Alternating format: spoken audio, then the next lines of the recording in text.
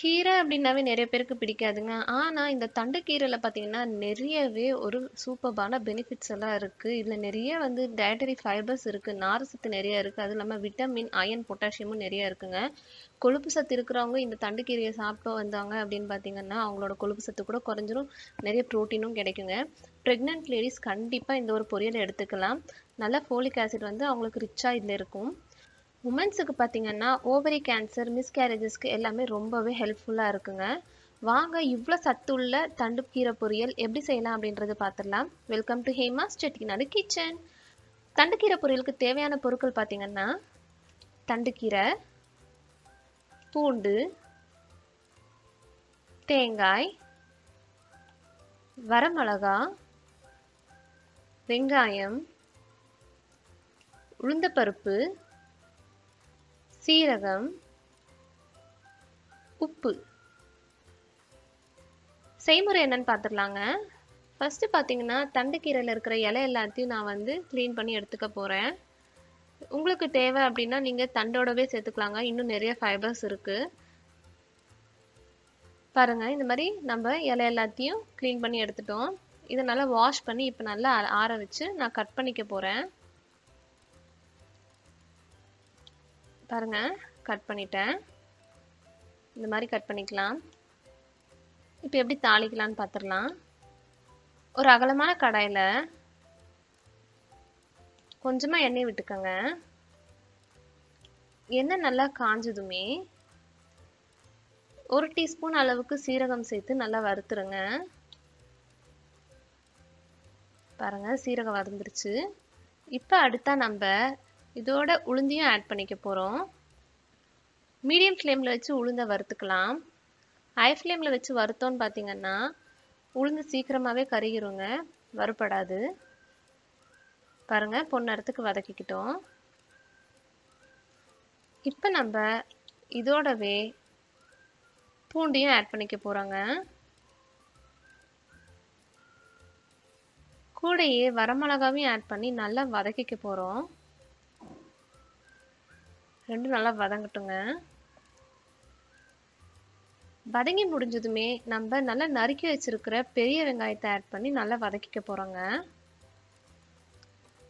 பெரிய வெங்காயம் நல்லா ஒரு கொஞ்சம் கோல்டன் ப்ரௌன் கலரில் ஆகட்டுங்க.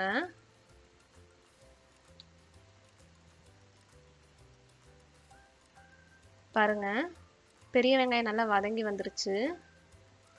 இப்போ நம்ம நல்லா நறுக்கி வச்சிருக்கிற க்ளீன் பண்ணி வச்சிருக்கிற சிகப்பு தண்டுக்கீரையை வந்து ஆட் பண்ணிக்க போகிறோம்.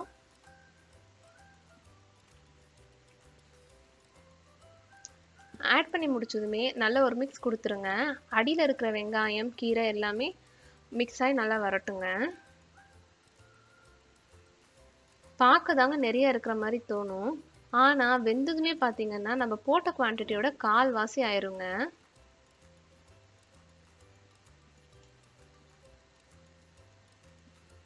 பாருங்க, வதங்கவே நம்ம மிக்ஸ் கொடுக்கவே பார்த்தீங்கன்னா கீரை வந்து அப்படியே சுருங்கிட்டு வருது.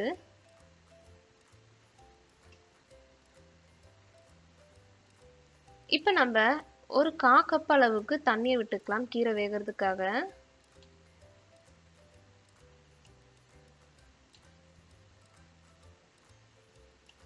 கீரை நல்லா வேகட்டுங்க. மீடியம் ஃப்ளேமில் வச்சே குக் பண்ணுங்க, அப்போதான் நல்லா ஈவனாக வேகும்.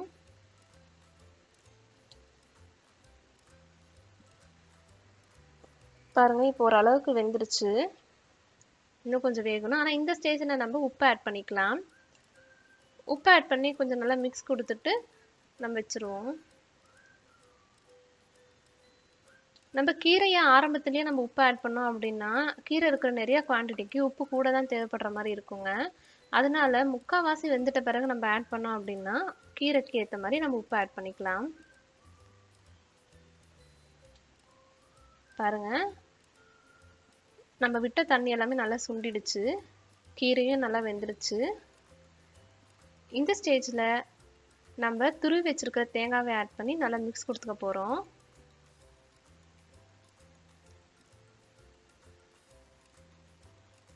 நல்லா மிக்ஸ் கொடுத்தாச்சு. பாருங்கள், நல்லா சுட சுட தண்டுக்கீரை பொரியல் சூப்பராக ரெடி ஆகிடுச்சுங்க. நீங்கள் இதை டைரெக்டாகவே அப்படியே சாப்பிட்லாம்.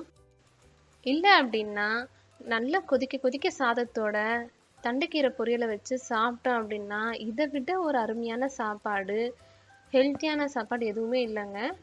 உங்களுக்கு தண்டுக்கீரை பொரியல் பிடிக்குமா இல்லையா அப்படின்றத கீழே கமெண்ட் பண்ணுங்க. இதோட பெனிஃபிட்ஸ் எல்லாம் நிறைய பேருக்கு ஷேர் பண்ணுங்க.